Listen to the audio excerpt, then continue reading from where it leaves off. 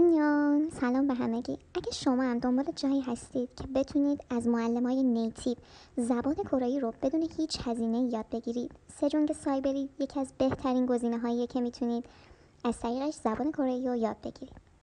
ثبت نام دوره ها تقریبا هر 2 ماه یک بار هسته. شما باید سایت رو چک بکنید و اگر دیدید که ثبت نام دوره جدید شروع میشه، توی اون تاریخ و ساعت برید اون دوره و کلاس مد نظرتون رو ثبت نام بکنید و شروع کنید به خوندن.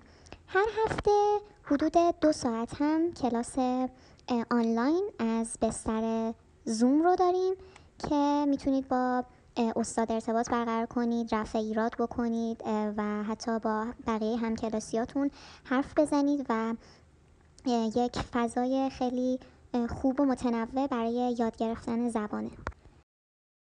شما به جز اون 2 ساعتی که هر هفته کلاس دارید با حضور معلم و بقیه دانش آموزا، خیلی کار خاصی لازم نیست بکنید. اگر که استاد تکلیف بخواد از شما میتونید بفرستید، ولی خب جزء تکلیف اختیاری به حساب میشه. اما هر ترم 2 تا تکلیف اجباری هست که خود استاد به شما میگه مثلا برای چه درسی هستش. اونو باید برید توی یه بخش خاصی از سایت بارگذاری بکنید و نمره میدن که اون نمره میتونه توی گرفتن مدرک تاثیرگذار باشه.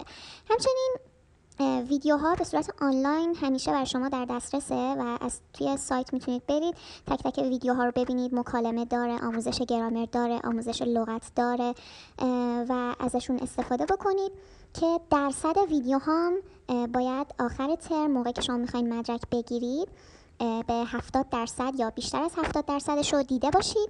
همچنین یک آزمونی هم داره متشکل از ریدینگ و لیسنینگ که اونم پایان هر ترم استاد به شما اون تاریخش رو اعلام میکنه و شما باید توی فکر کنم 2 روز تایمش و توی اون 2 روز باید برید هر دوی اونا رو انجام بدید و نمره باز بالای 70 باید بگیرید برای مدرک.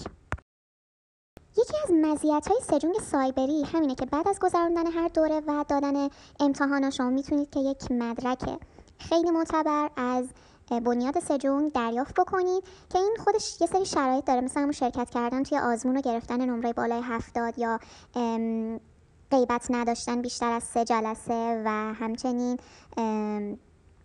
دیدن ویدیوها بیشتر از 70% توی سایت و حالا یه سری شرایط دیگه که ممکنه وجود داشته باشه و شما با انجام دادن و تکمیل کردن اونا میتونید مدرک هم حتی دریافت بکنید.